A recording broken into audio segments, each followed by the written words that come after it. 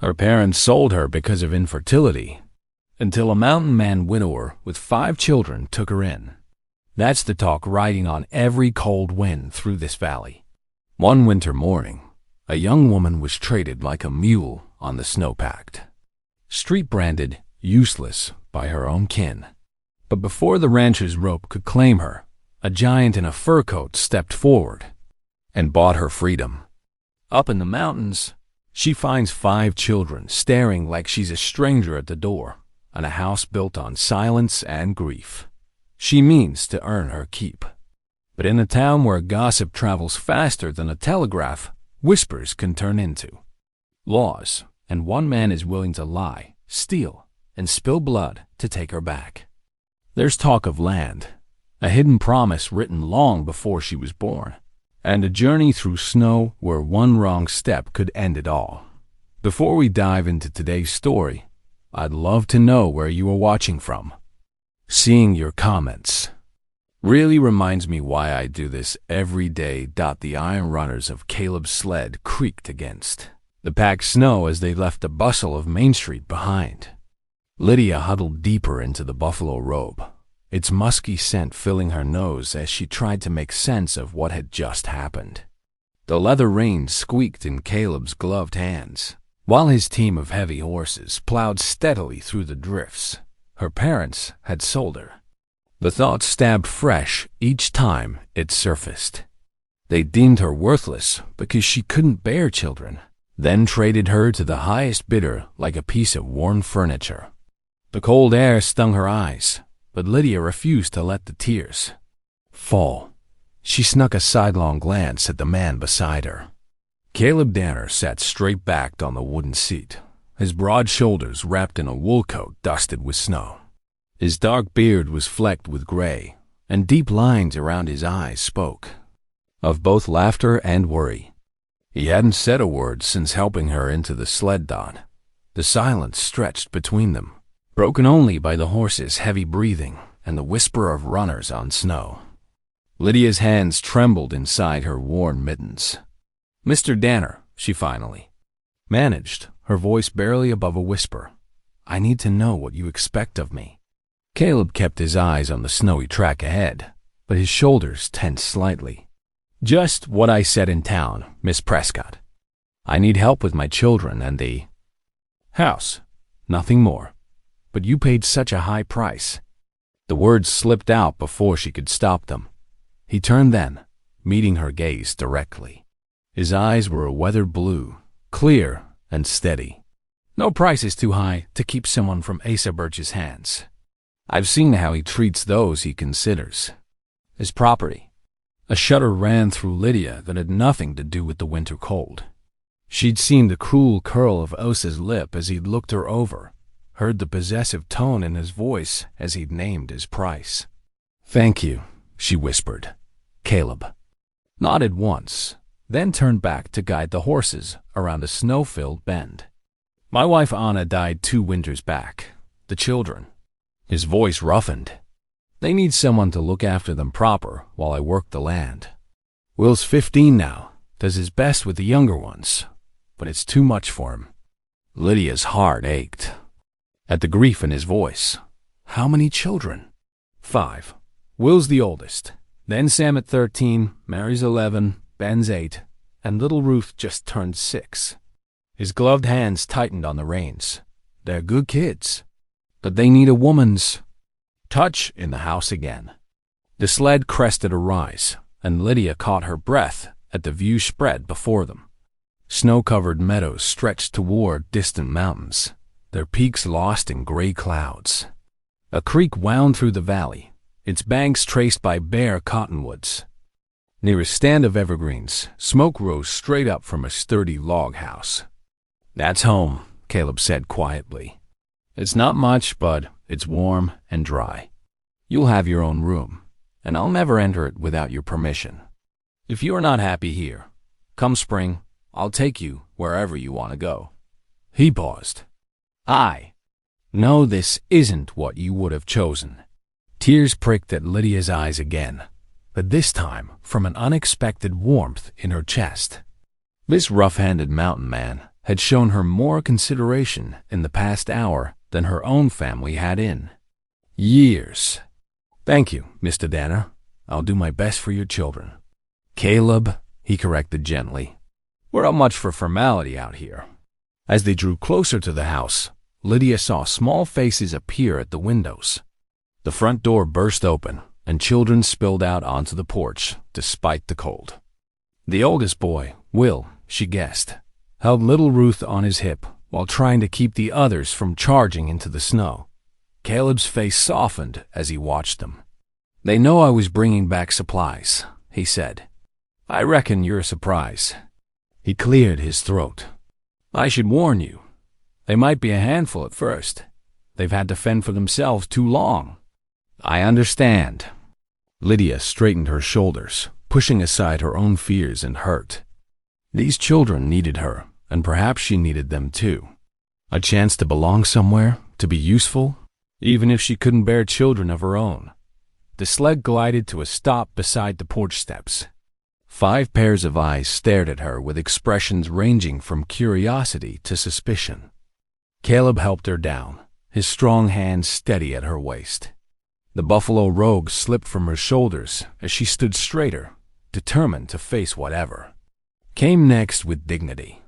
The sleigh runners creaked and groaned over the snow-packed road as they left the town's judgmental stares behind.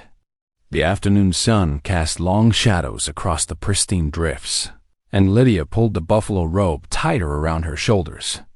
"Will's been doing his best with the little ones," Caleb said, breaking the stretched silence.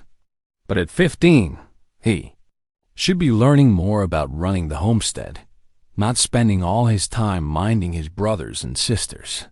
Lydia nodded, keeping her eyes fixed on the forested slopes rising before them. Pine and spruce trees stood dark against the snow, their branches heavy with white.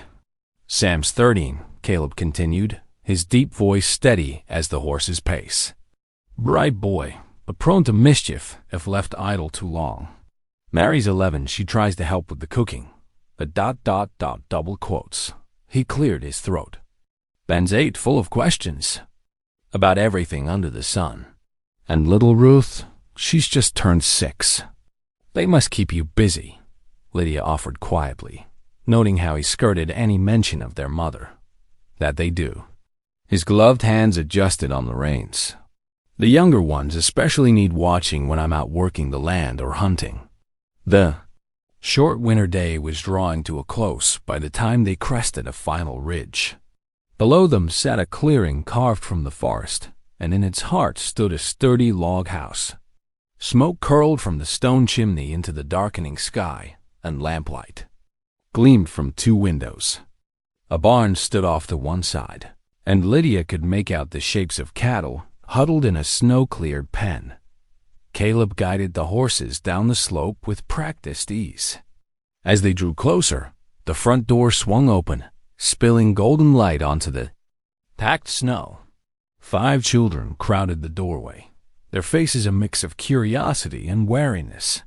The sleigh came to a stop, and Caleb helped Lydia down, his hands careful at her waist. She straightened her skirts, heart pounding as she faced the children, who would now be in her care. Will, the eldest, stood tallest, his father's serious expression already settling onto his young face.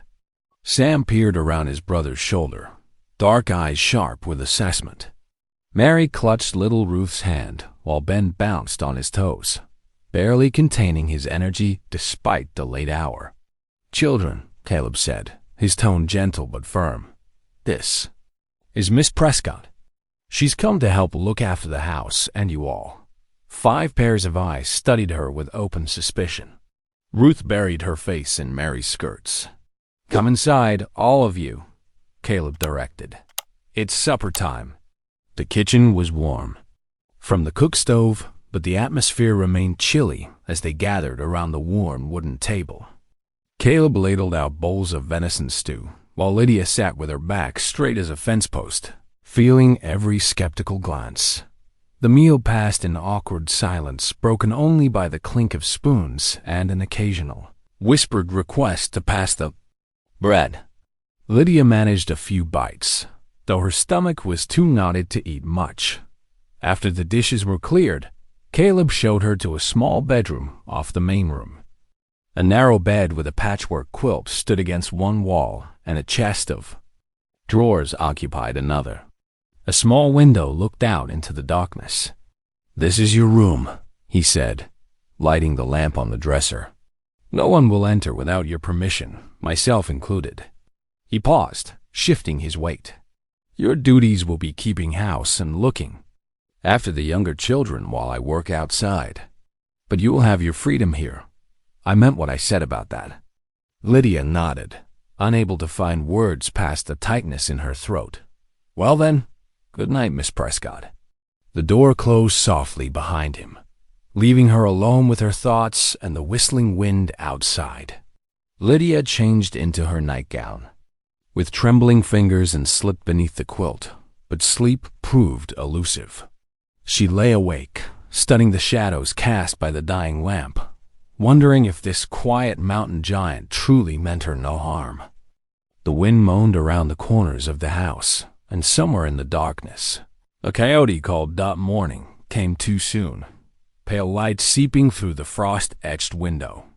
Lydia dressed quickly in the cold room and made her way to the kitchen. She found the makings for bread and set about mixing dough, trying to ignore the 5 pairs of eyes that tracked her every move. As she swept the plank floors, the children trailed behind her like cautious puppies, just out of reach. Ben opened his mouth several times as if to ask a question, but Will's warning glance kept him quiet. Ruth peeked at her from behind doorways, ducking away whenever Lydia looked in her direction. The morning stretched on, filled with the subtle sounds of children trying to move silently and the whisper of Lydia's broom across the floor. The air hung heavy with unasked questions and unstated fears, each person in the house wondering what this new arrangement would mean for their future. The sharp crack of splitting wood pulled Lydia from sleep just as dawn's pale light filtered through her frosted window. She lay still for a moment, listening to the rhythmic thud of axes and the boys' muffled voices. The floorboards felt icy under her feet as she dressed quickly, wrapping a shawl around her shoulders before heading to the kitchen. The cook stove still held some heat from the night before.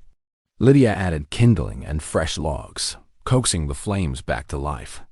She mixed cornmeal batter while the kitchen slowly warmed, then set a heavy iron skillet on the stovetop. The familiar scent of frying bacon soon filled the air. Will and Sam stomped snow from their boots on the porch, arms laden with split wood. They paused at the sight of golden corn cakes stacked on a platter, steam rising in the cool air.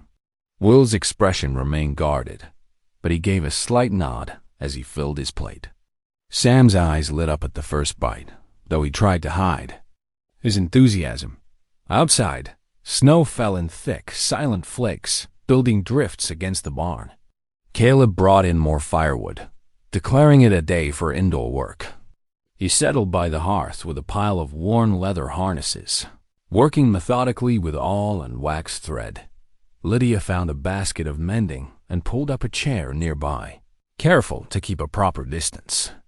The quiet industry of the morning settled something in her chest, the first fragile sense of belonging she'd felt since leaving town. Mary watched intently as Lydia's needle flashed through worn shirt sleeves, while Ben sprawled on the rug with a battered primer done as evening approached.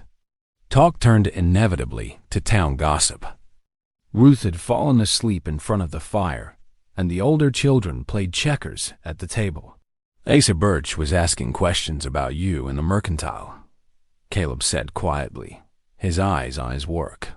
Man doesn't take kindly to losing what he sees as his property. Lydia's hand stilled on her mending. Will he cause trouble? Likely. Caleb set aside a finished harness strap. Man's got influence with some folks in town. Best we're prepared.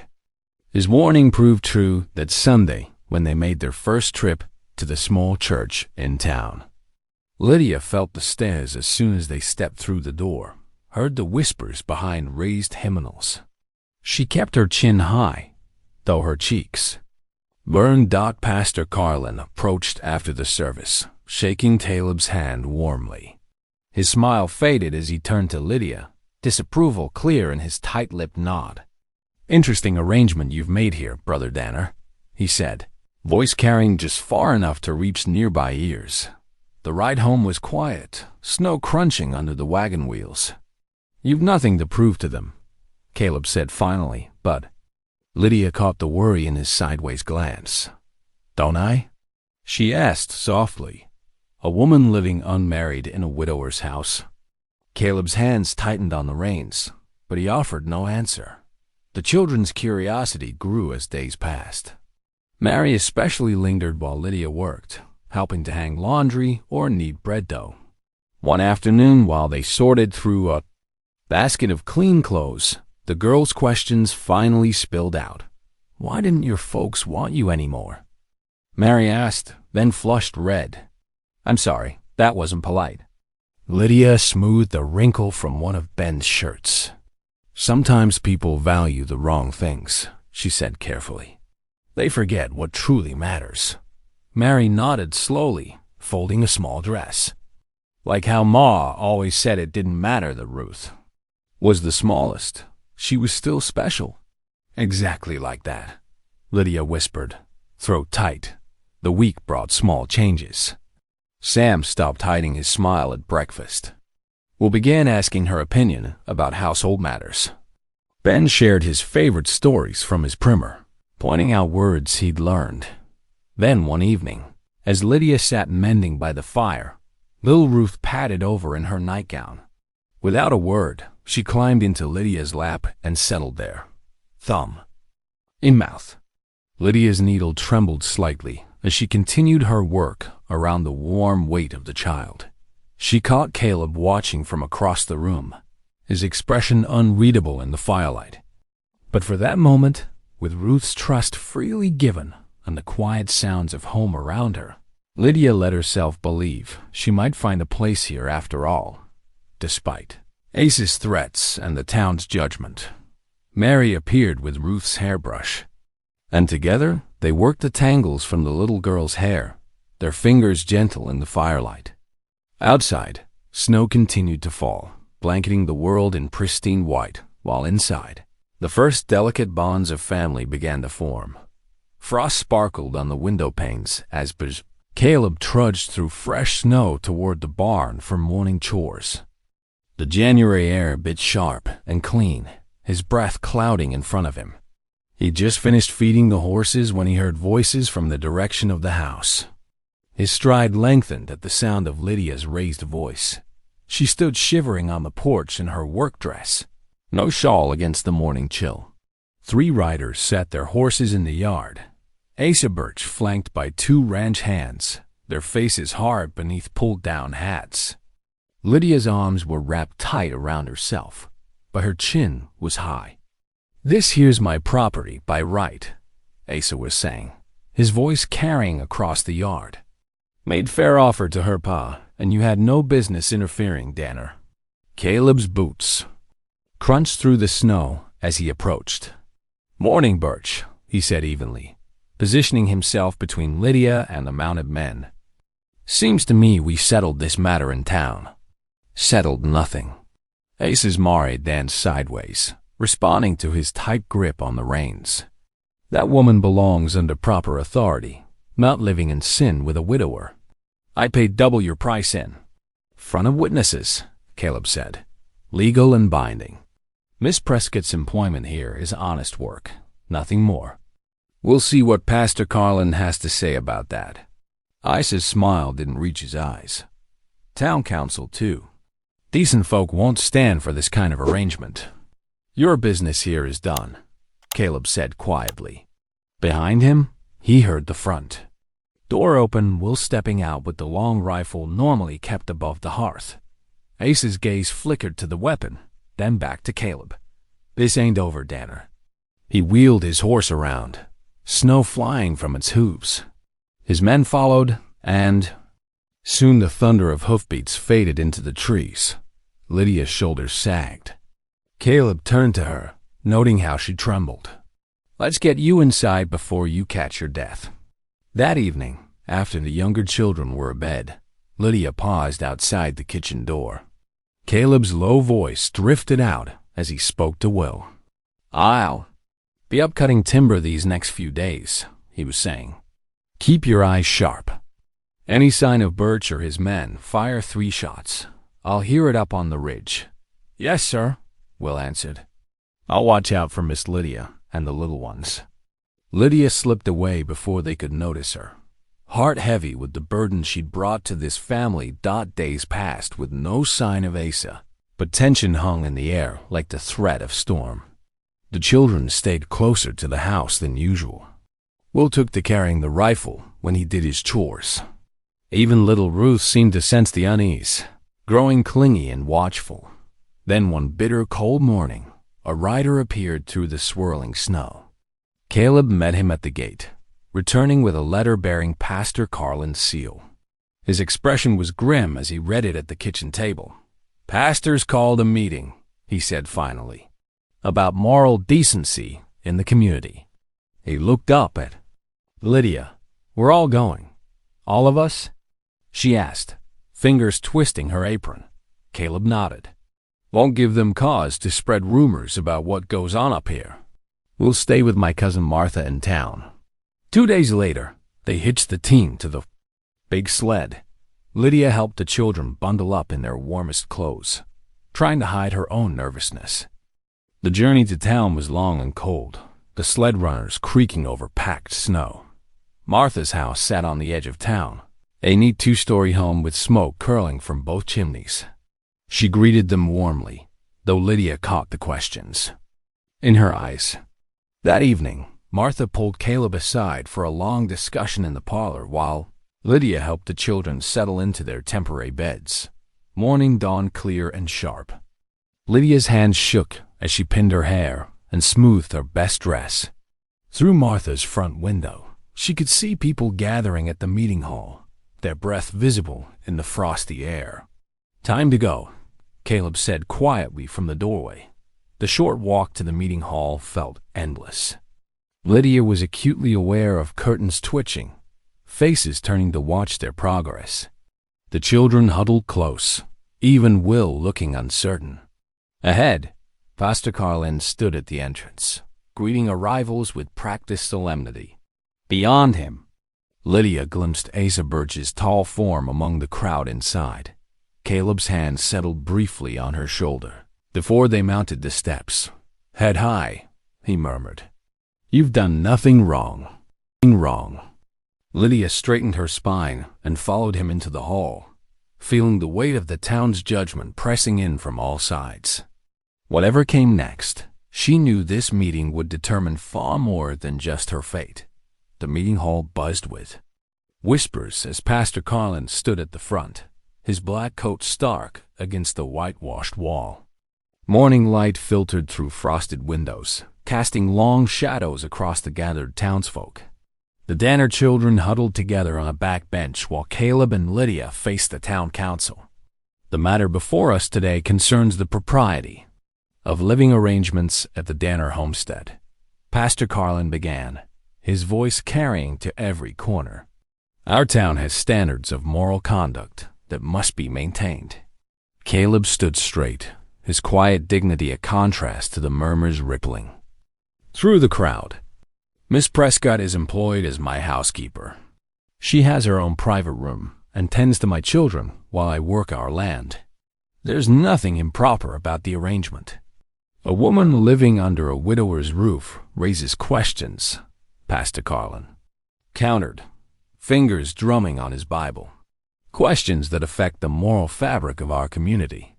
Asa Burch rose from his seat near the front, hat clutched in his hands. "Begging your pardon, Pastor, but there's more to consider. I made fair payment to her father first. By rights, she should be in my household, not Danner's." "That's not so," Caleb said firmly. "I paid double your offer with witnesses present. The transaction was completed legally." "The lady in question hasn't spoken," one council member noted. "Miss Prescott, What say you to these matters?" Lydia's heart hammered, but she kept her voice steady.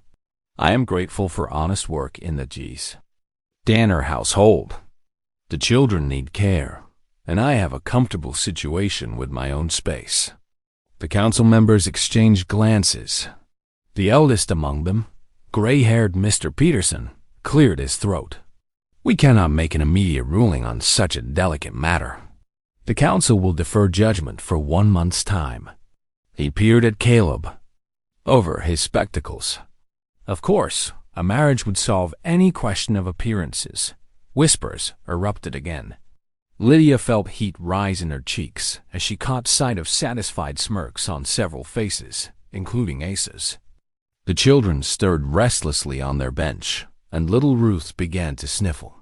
1 month, Pastor Carlin confirmed, rapping his knuckles on the podium.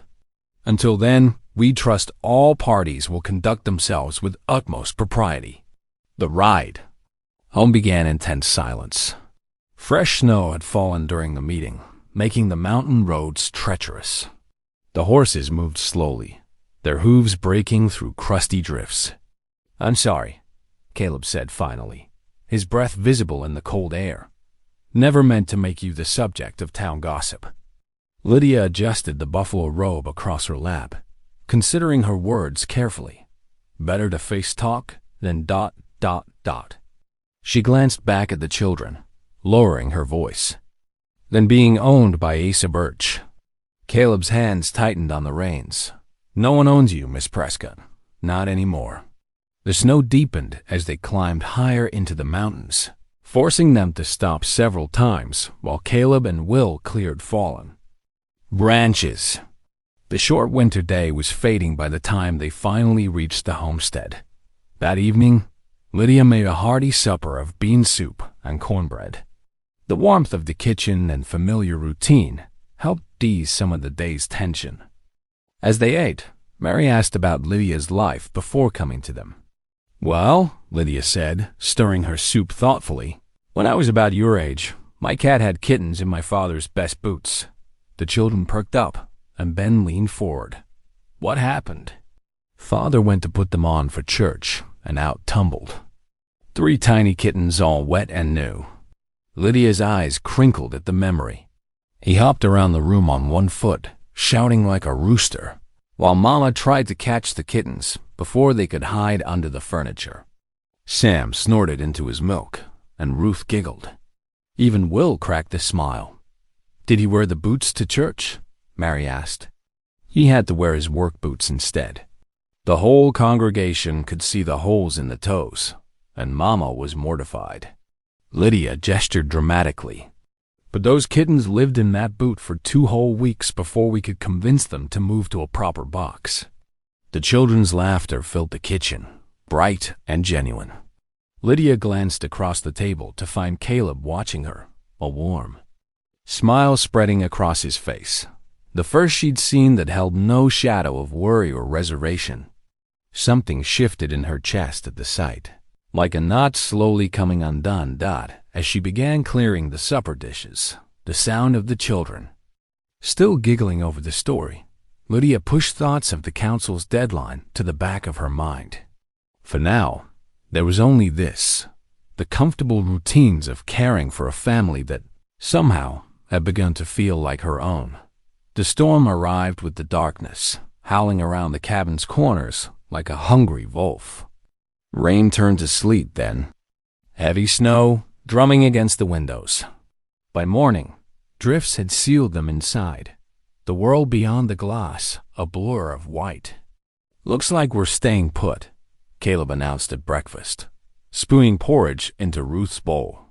"Storm might last a couple days, where those clouds are hanging." Lydia nodded, already planning how to keep 5 children occupied in close quarters.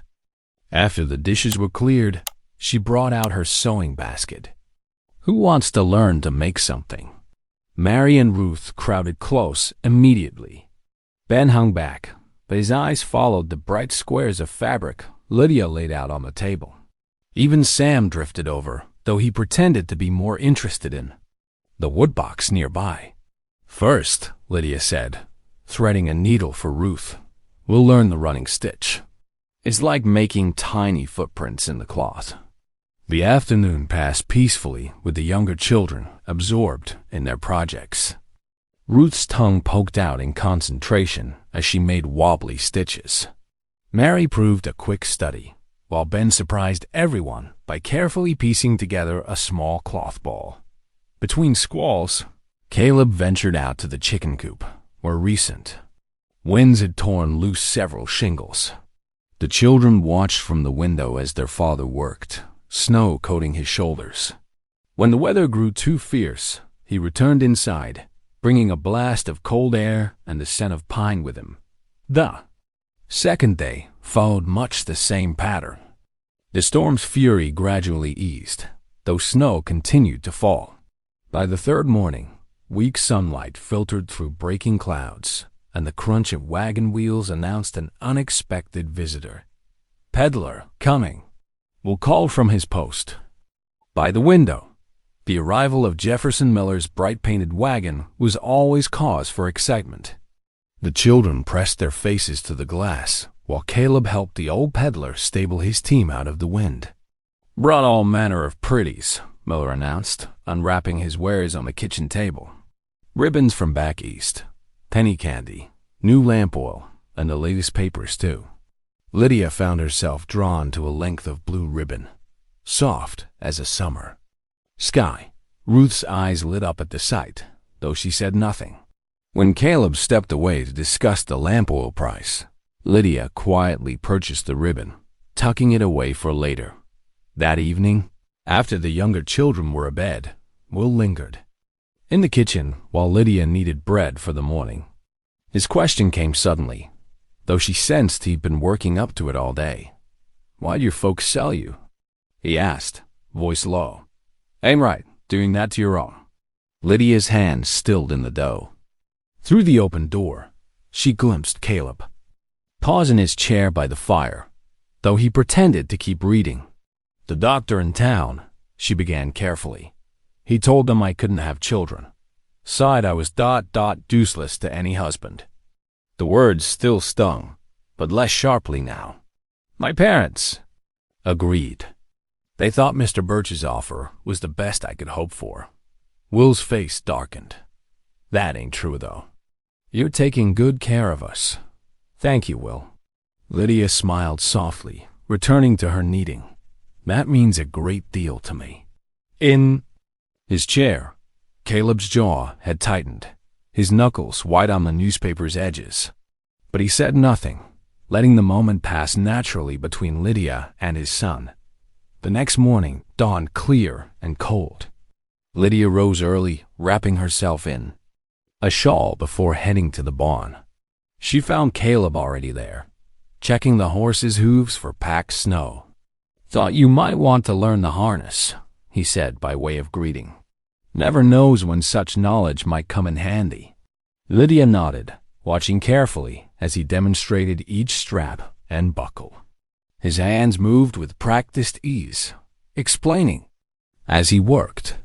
"Anna always insisted on knowing everything about running the place," he said quietly, "especially come spring planting. She'd be out here at dawn, hitching up the team herself." It was the first time he'd spoken of his late wife so directly. Lydia heard the weight of loss in his voice, saw it in the gentle way he handled Anna's old leather-work gloves, still hanging on their peg. "The children are like her," he continued. "Strong-willed, but kind-hearted. She'd have been proud of how they've managed, especially Will." Lydia thought of Will's protective question the night before, his quick defense of her worth. "They're good children," she said softly. "She taught them well." Caleb nodded, showing her how to guide the bit into the horse's mouth. In the quiet of the morning, surrounded by the familiar scents of hay and leather, Lydia began to understand how deeply loss had marked this family, and how, perhaps, they were slowly learning to heal together. Morning sunlight glinted off fresh snow as Jake Miller, an old trapper friend of Caleb's, trudged up the path to the cabin. His weathered face carried news that would change everything. "Railroad man, Jake said, warming his hands by the hearth. Spotted them up near your north pasture yesterday, marking trees and taking measurements. He accepted the cup of coffee Lydia offered. Fancy fellows with their brass instruments and leather notebooks. Caleb's expression darkened. You're certain they were railroad men? Sure as sunrise. Recognized one from when they laid track through Miller's Gap last spring. Jake shook his head. Thought you ought to know, friend. After Jake departed, Caleb paced the kitchen, his usual calm demeanor disturbed. Will, he called to his eldest. Saddle the horses. We're riding into town. Lydia helped pack them food for the journey while the other children watched from the doorway. The land office closes at 4 o'clock, she reminded Caleb. Best hurry. Once Caleb and Will disappeared down the snow-packed trail, Lydia turned her attention to the remaining children.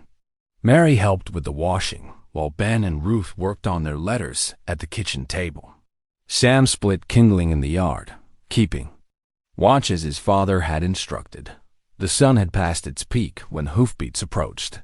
Sam rushed inside. Rider coming. It's Mr. Burch. Lydia's heart quickened, but she kept her voice steady. Mary, take the little ones upstairs. Sam, stay by the door. Asa Burch reined his horse at the front gate, not dismounting. His smile didn't reach his eyes as Lydia stepped onto the porch, Sam's solid presence behind her. Afternoon, Miss Prescott, Burch called. Thought you might want to know what's coming. Railroads buying up land all through this valley. Come. Spring. Your protector's homestead will be worth nothing but the timber on it. Lydia gripped the porch railing. Mr. Danner's business is his own. Is it now? Burch's smile widened. Way I see it, you'll be out in the cold when he can't keep this place, unless... He let the word hang.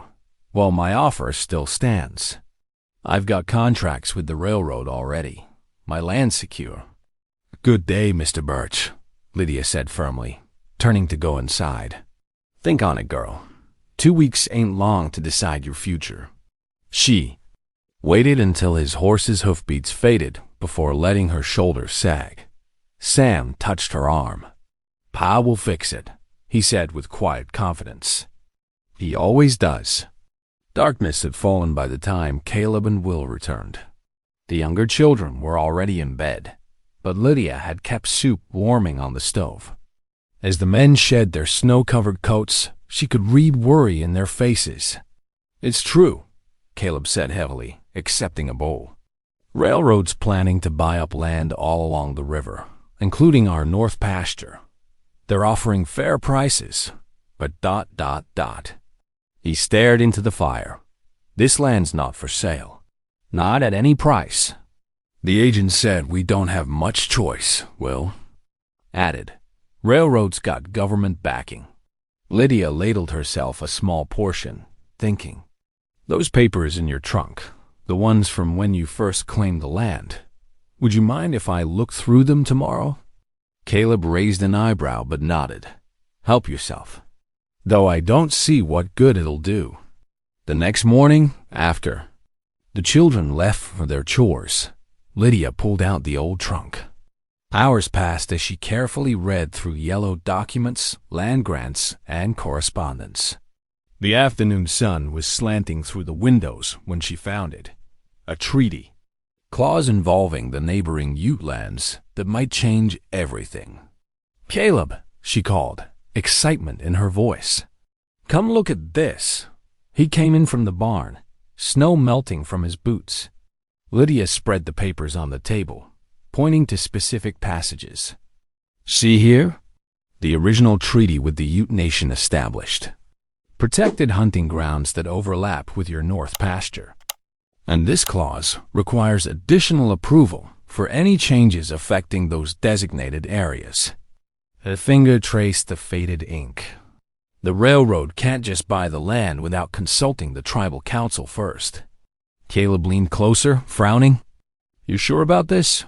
The boundaries are clearly marked. Lydia pulled out another document. And your land grant specifically references the treaty. It might be enough to slow them down, maybe even stop them completely. It's worth looking into, Caleb said slowly. Though, dealing with the tribal council won't be simple. They've got good reason not to trust white men's promises. But we have to try, Lydia insisted. For the children's sake, if nothing else. Caleb studied her face for a long moment, seeing the determination there. Finally, he nodded. All right. We'll see what can be done with this treaty clause of yours.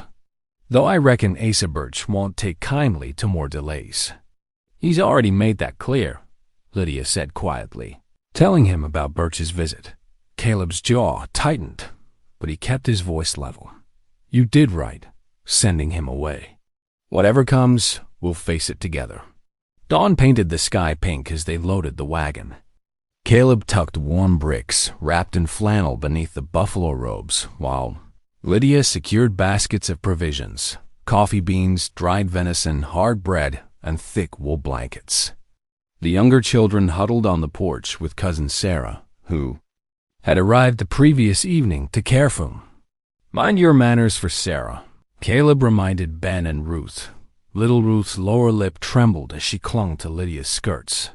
We'll be back before you know it, Lydia promised, smoothing Ruth's hair.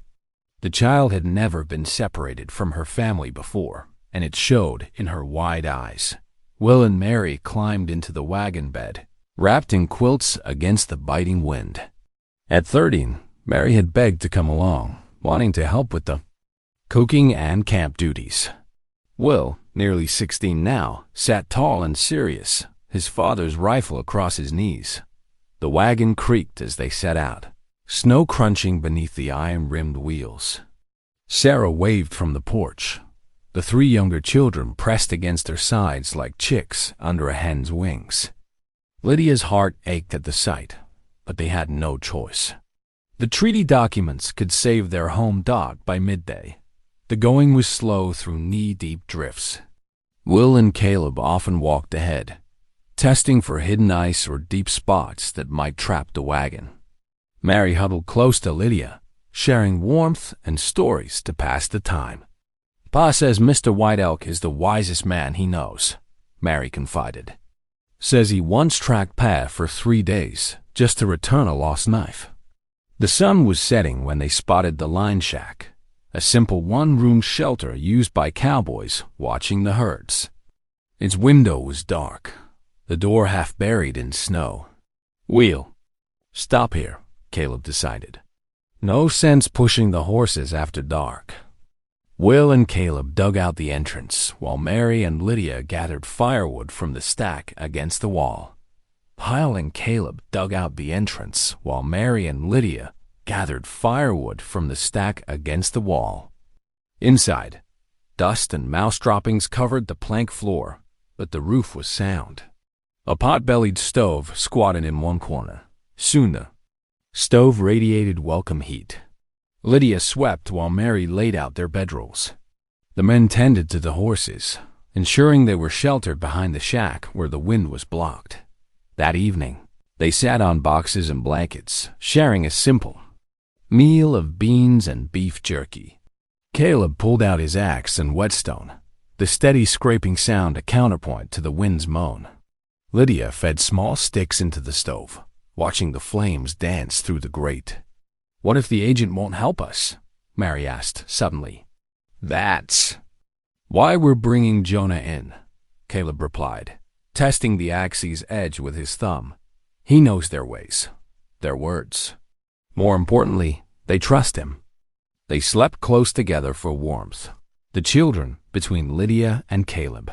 Despite her exhaustion, Lydia lay awake listening to the winter wind, praying their journey would not be in vain. The second day dawned clear and cold. They made better time, the snow packed down by their previous day's travel. By mid-afternoon, smoke from the Indian Agency's chimneys came into view. 3 solid buildings surrounded by smaller structures. Jonah White Elk was waiting for them, his tall figure wrapped in a wool blanket trimmed with tribal patterns. His dark eyes crinkled with genuine warmth as he clasped Caleb's hand. "Brother," he said simply, "it has been too long." Caleb made introductions, and Jonah's gentle manner soon had Mary and Will relaxing. He led them to his office, where a pot of coffee steamed on a small stove. Lydia spread out their documents on his desk. "We found this clause about protected hunting grounds," she explained, pointing to the relevant passages. Jonah studied the papers carefully, occasionally nodding. "Yes," he said finally. "This treaty still stands. The railroad cannot take land that overlaps with designated Ute hunting territories without proper consultation." He looked at Caleb. "Your north pasture falls within those boundaries." Morning brought a pale sun and bitter wind. Inside the agency office, dust motes danced in the light streaming through frosted windows as Mr. Jenkins, the clerk, shuffled through stacks of leather-bound documents. His wire-rimmed spectacles caught the light as he bent over the worn pages. "Here we are," he muttered, laying out the yellow treaty papers. "The 1867 agreement with specific mention of hunting grounds." Lydia pulled her own notebook closer, dipping her pen carefully in the inkwell. Her hand was steady as she copied each crucial passage. Double-check hope bloomed in Lydia's chest. She pulled out her small notebook and pencil, ready to record everything. "We'll need official copies from Mr. Jenkins, the agency clerk," Jonah continued, "and statements from tribal elders about current hunting use. The railroad's lawyers will fight this, but the treaty is clear." As Jonah explained the process, Lydia's pencil flew across the paper, capturing every detail. The winter sun was setting when they finally finished their discussion. "You'll stay in the guest cabin tonight," Jonah insisted. "Too cold to camp, and Jenkins won't be back until morning." The cabin was small but clean, with 2 rooms and a cast-iron stove. While Caleb and Will brought in their supplies, Mary helped Lydia prepare a simple supper. The warmth of the stove and the hope in their hearts made the meal taste especially good. That night, as Mary slept nearby and the men's quiet voices drifted through the thin wall, Lydia added more notes to her book. By lamplight, each word brought them closer to saving their home. Outside, snow began falling again, but inside the cabin, they were warm, together, and for the first time in weeks, truly hopeful in every word. The tribal seals and government stamps stood out clearly on the original official proof they desperately needed. "Make sure to note the dates and signatures," Jonah advised, standing nearby. His presence had ensured Jenkins' cooperation, though the clerk still frowned at having to produce the documents. Will and Mary waited on a wooden bench, trying to stay quiet while shooting curious glances at the indigenous families who passed through the agency's front room. Caleb paced slowly, checking the sky through the windows. "Storm's coming," he said softly. "We should head out soon." Lydia made one final check of her copied pages, then carefully blotted the ink. "All done," she announced, gathering her materials. "Thank you, Mr. Jenkins." They bid farewell to Jonah, who clasped Caleb's arm. "Ride safe, brother. Weather looks mean." The wagon creaked as they set out, the horse's breath steaming in the cold air. Dark clouds loomed on the horizon, and the wind carried the sharp scent of snow. By midday, the storm caught them. Fat flakes swirled down, obscuring the trail ahead. "We need to stop," Caleb called out over the wind's howl. "Line shack's not far." They fought their way through deepening drifts until the small shelter appeared like a ghost through the whiteness. This time, they were grateful for its rough walls and sturdy roof. No matter how humble, Mary and Will helped unload while Caleb tended to the horses, making sure they were protected from the worst of the weather. Lydia soon had the stove burning, hot, heating soup and coffee. As evening drew in, the storm raged outside. The children bedded down early, exhausted from the day's travel. Will's soft snores soon joined Mary's quiet breathing. Lydia sat close to the stove, watching the flames through the grate. Caleb settled nearby, his big frame somehow less intimidating than it had seemed those first days. "Thank you," she said softly, "for everything you've done." "Reckon I should be thanking you," he replied. "Finding that treaty clause, making such careful copies. You've given us a real chance. The children ... double quotes." Lydia hesitated. "They feel like my own now. I never thought I'd have that." Caleb's eyes were gentle in the firelight. "They need a mother. And you've become family to all of us." The quiet moments stretched between them, full of unspoken meaning. Outside, the wind moaned around the corners of the shack, but inside was warm and safe. That morning brought clearing skies and fresh snow. They set out early, hoping to make good time on the last leg home. The ridge that marked the boundary of Caleb's land came into view around mid-morning. That's when they heard the horses. 3 riders appeared through the trees. Asa Burch and 2 rough-looking men Lydia didn't recognize. Her heart froze as she saw the rifles they carried. Well, Asa called out, his voice carrying across the snow. "If it ain't the happy family." Caleb pulled the wagon to a halt, positioning himself between Asa and his children. "This is my land, Burch. You're not welcome here." "I ain't interested in your land right now," Asa sneered. "I'm here for my property." He pointed at Lydia. "That woman was sold to me fair and square before you interfered." "She's not property." Caleb's voice was deadly quiet. "She's a free woman. The law says different." Asa drew his revolver with practiced speed. "Now step aside." Will started to raise his rifle, but Caleb motioned him down. "No, son, not with your sister here." The moment stretched taut as a bowstring. Then one of Asa's men spurred his horse forward, swinging his rifle like a club. The heavy stock caught Caleb across the temple before he could dodge. He crumpled into the snow as Mary screamed, "Pa!" Will shouted, but Asa's gun kept him in the wagon. The second man grabbed Lydia's arm, dragging her from her seat. She fought, but his grip was like iron as he pulled her toward his horse. "Leave the kids," Asa ordered. "They ain't our concern." Lydia struggled to see Caleb through her tears.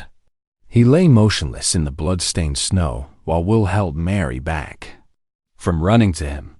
The last thing she saw as they rode away was Will finally reaching their father's side, shaking him desperately. The riders pushed hard through the drifts, Lydia bouncing painfully on the saddle in front of her captor. Asa led them away from the road, breaking trail through the trees. Her heart pounded with fear, not for herself, but for Caleb lying so still in the snow, and the children left alone on the mountain. Asa's men forced Lydia to walk between their horses, keeping a rough pace through the deepening afternoon. Her boots, meant for housework rather than mountain trails, offered little protection against the snow. Still, she kept her eyes sharp, marking each distinctive tree and rock formation they passed. "Ain't no point memorizing the way," Asa called, back from his position in the lead. "You won't be coming back this direction." Lydia said nothing, conserving her strength. Caleb had taught her about the creek systems while showing her how to draw water in winter. She recognized the path they were taking, parallel to Cottonwood Creek, which eventually joined the larger stream near town. The shorter of Isa's men, a weather-beaten fellow with a patched coat, kept touching his rifle nervously. The other man, tall and silent, watched her with cold eyes. Neither seemed completely comfortable with Asa's plan.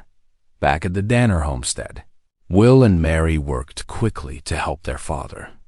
Will had learned basic doctoring from watching his mother, and his hands were steady as he cleaned the bloody gash on Caleb's temple. Mary heated water and tore strips from an old sheet for bandages. "Ben," Will ordered, his young voice firm, "take the brown mare and ride for Jonah White Elk. Tell him what happened. He'll know what to do." Ben, 11 years old, but determined, nodded once, and ran for the barn. Soon they heard hoofbeats fading into the gathering dusk. Caleb stirred fitfully as Will pressed a cold compress to the swelling. "Lydia," he mumbled. "The children." "We're safe, Pa," Mary assured him, her voice catching. "But they took Miss Lydia." The sun was setting when Asa's group made camp beside the frozen creek. The shorter man built a fire while the tall one tied Lydia's hands with rough rope. She slumped against a fallen log, making a show of exhaustion. "Ain't looking so proud now, are you?" Asa smirked, warming his hands by the fire. "Should have accepted your place when I first bought you." Lydia kept her eyes down, but her fingers worked carefully at the knots whenever the men's attention wavered. Caleb had shown her how to tie and untie various hitches while working with the horses. These bindings, she noticed, were poorly done. The night grew bitterly cold. Asa's men huddled close to the fire, passing a bottle between them. Their leader sat apart, cleaning his revolver with obsessive care. None of them offered Lydia a blanket or water dot through the long hours. She thought of the children, Mary's quiet strength, Will's protective nature, Ben's determination, and little Ruth's trust. She thought of Caleb's gentle hands showing her how to read weather signs and track game. They were her family now, and she would find her way back to them. Dawn was still hours away when Jonah White Elk reached the Danner homestead. He listened gravely to Will's account while checking Caleb's wounds. "The blow is serious," he told them, "but your father is strong. He will wake properly soon." He squeezed Will's shoulder. "You did well caring for him. Will you help us find Miss Lydia?" Mary asked, her eyes bright with worry. Jonah nodded. "I give you my word. Asa Burch has broken both white man's law and natural justice. This cannot stand." In the pre-dawn darkness, Lydia finally worked her hands free. She had been watching the men's habits. The shorter one dozed at his post, while the tall man took longer watches, but paced a predictable pattern. Asa slept fitfully, his hand never far from his gun. Moving slowly, she eased away from the log. The fire had burned low, and clouds covered the moon. She remembered Caleb's lessons about moving quietly, step heel to toe. Test each placement to force shifting weight. Use trees and shadows for cover. 20 paces from camp, she reached the creek. Another of Caleb's teachings came back. Water doesn't hold tracks. Trying not to gasp at the cold, she stepped into the shallow edge of the stream.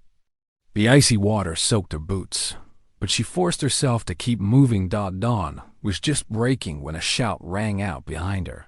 They had discovered her absence. Lydia quickened her pace, staying in the creek bed where the overhanging banks provided some cover. She heard horses in the distance, but kept moving. Knowing they would have trouble following her trail in the water, the sun rose fully as she pushed on. Her feet numb, but her determination unshaken. Somewhere ahead lay the Danner homestead. And home.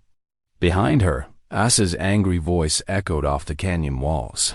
Growing fainter with each step she took toward freedom, Lydia's legs trembled with each step as she pushed through the deepening darkness.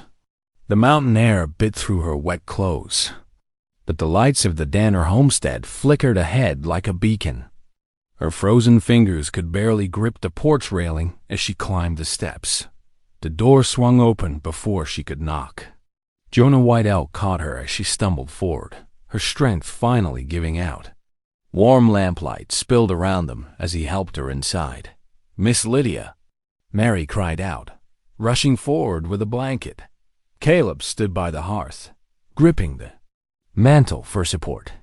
His face was ashen beneath the bandage wrapped around his head, but his eyes blazed with relief. "Thank God," he whispered. Jonah and Mary guided Lydia to the chair closest to the fire. Little Ruth appeared with a cup of steaming coffee, her small hand shaking as she offered it. Will helped Caleb ease down into the chair opposite while Sam and Ben hovered nearby, their faces tight with worry. "Your boots," Mary said. kneeling to unlace them. "They're soaked through." Lydia's teeth chattered as she sipped the coffee. "I walked the creek bed, like you taught me about tracks, Caleb." "Smart thinking," Jonah said, nodding approval. They would have trouble following in water. The warmth from the fire slowly seeped into Lydia's bones as she told them about her escape. When she described Asa's threats about claiming both her and the land, Caleb's jaw clenched. "He means to force the council's hand," Jonah said, pacing thoughtfully. "If we wait until the next scheduled meeting, he will have time to persuade them with his version of events. What do you suggest?" Caleb asked, pressing a hand to his temple. "We take the treaty evidence to them immediately." Jonah gestured to the carefully copied documents on the side table.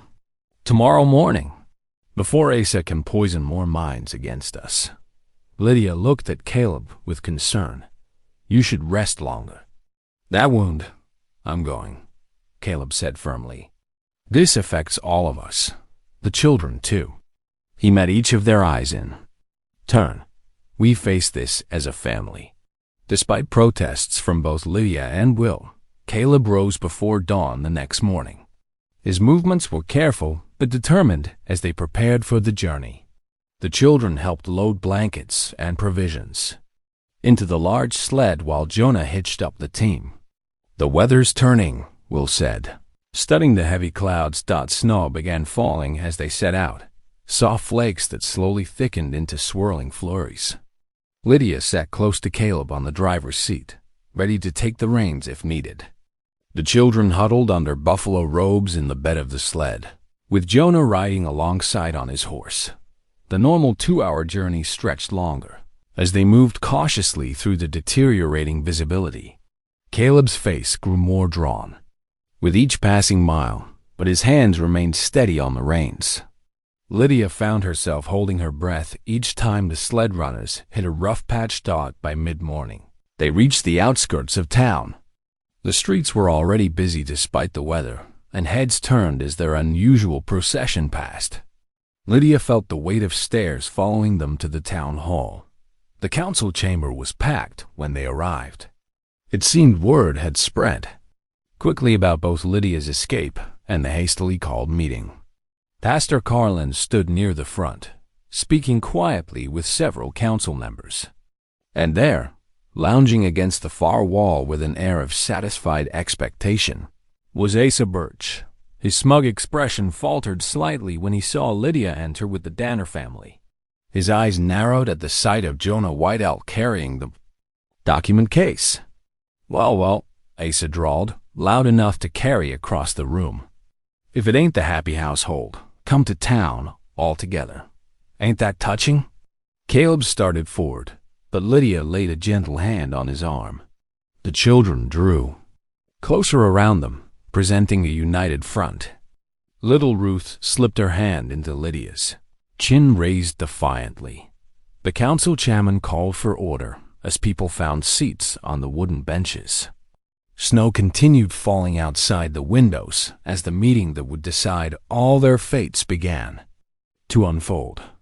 Asa Burch strode to the council table, boots echoing on the wooden floor. With a flourish, he produced a wrinkled paper from his vest. "This here's a legal bill of sale for Miss Prescott, signed by her father." His voice carried across the crowded chamber. "Way I see it, Danner's been harboring my rightful property." Whispers rippled through the room.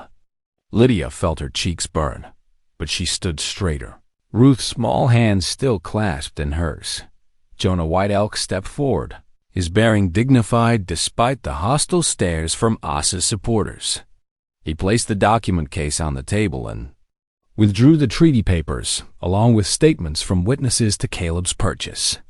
"The lady was sold twice that day," Jonah said clearly. "And Caleb Danner's payment was higher, made in public with more than a dozen witnesses." He gestured to several townspeople who nodded confirmation. "As for the land claim, this treaty, signed by both government and tribal authorities, specifically protects homesteads along the ridge from seizure or development." The council members bent their heads together, examining both documents. Minutes stretched like hours as they conferred in low voices. Finally, the chairman cleared his throat. "This council finds Mr. Burch's claim invalid," he announced. The witnesses confirm Mr. Dana's purchase was proper and public. Furthermore, the treaty clause clearly prevents any railroad development through his property. Asa's face darkened. "Now see here. The matter is settled," the chairman said firmly. Pastor Carlin rose slowly from his seat, looking troubled. "I fear I let assumptions cloud my judgment," he said. "Miss Prescott, Mr. Danner, I owe you both an apology." The crowd murmured in surprise at this admission. Caleb nodded acceptance, then turned to face Lydia. The room hushed as he took her hands in his. "Lydia," he said, his voice rough with emotion, "these past weeks, you've brought life back to our home. The children love you. And he swallowed hard. Would you stay not as our housekeeper, but as my wife?" Lydia's eyes filled with tears as she looked at the faces around her, Will's tentative smile, Mary's hopeful expression, Sam and Ben practically bouncing with anticipation, and little Ruth beaming up at her. "Yes," she whispered, then louder. "Yes, I will." The children's cheers broke the silence. Jonah's grin spread wide as he clapped Caleb on the shoulder. Even some of the townspeople joined in the applause. That evening, the family's return journey to the homestead was quiet but content. The snow had stopped, leaving the world clean and white beneath a rising moon. Lydia sat close to Caleb on the driver's seat, their shoulders touching, while the sleepy children huddled under blankets in the back of the sled. They were all exhausted, but their hearts were light with relief and joy as they headed home together. The morning sun sparkled off fresh snow as Lydia stood before the church's modest altar. Her simple blue dress, hastily altered by Mary's careful hands, caught the light streaming through frosted windows. Beside her, Caleb's steady presence gave her strength as Pastor Carlin spoke the familiar words. Mary dabbed at her eyes with a handkerchief, while Jonah White Elk stood tall and dignified in his best coat, both serving as witnesses to the quiet ceremony. The other children sat in the front pew, Ruth barely containing her excitement, Ben fidgeting with his collar, and Sam trying to look grown-up like his older brother Will. Back at the homestead, the house seemed to welcome them with new warmth. Lydia moved through the rooms with fresh purpose, no longer a guest but truly home. The kitchen became her domain as she taught the children family recipes passed down from her grandmother, hearty stews, crusty bread, and apple dumplings that filled the house with comforting aromas. "Like this," she showed Mary, guiding her. "Hands through the motions of kneading dough. Just firm enough to work it, but gentle so it stays light." The girls soaked up every lesson, proud to help with grown-up tasks. Outside, the steady rhythm of hammering echoed as Caleb and Will worked to repair the barn roof. The winter snow had taken its toll, but their careful work would see it strong. Again, through the window, Lydia watched them working together, father and son, and felt her heart swell with quiet joy. She and Mary spent afternoons measuring and sewing curtains for the bedrooms, transforming the spare spaces into cozy retreats. Sam helped them hang the finished work, standing on tiptoes to reach the highest hooks while Ben held the ladder steady. One evening, as the family gathered around the fire after supper, a letter arrived confirming what Jonah had promised. The railroad's plans would have to change. Their land was safe, protected by the treaty clause Lydia had discovered. Caleb read the news aloud, his voice warm with pride and relief. Later that night, after the younger children had gone to bed, Caleb drew a small box from his pocket. Inside lay a delicate silver locket, its surface worn smooth by years of loving. "Where?" "This was Anna's," he said softly, placing it in Lydia's hands. "She would have wanted someone like you to have it, someone who loves these children as much as she did." Lydia's vision blurred with tears as she opened the locket to find a tiny daguerreotype of a younger Caleb with Anna and baby Will. Ruth, who had crept back downstairs, climbed into her lap and touched the locket with gentle fingers. "It's pretty, Ma," she whispered, and Lydia held her close, letting the tears fall freely now.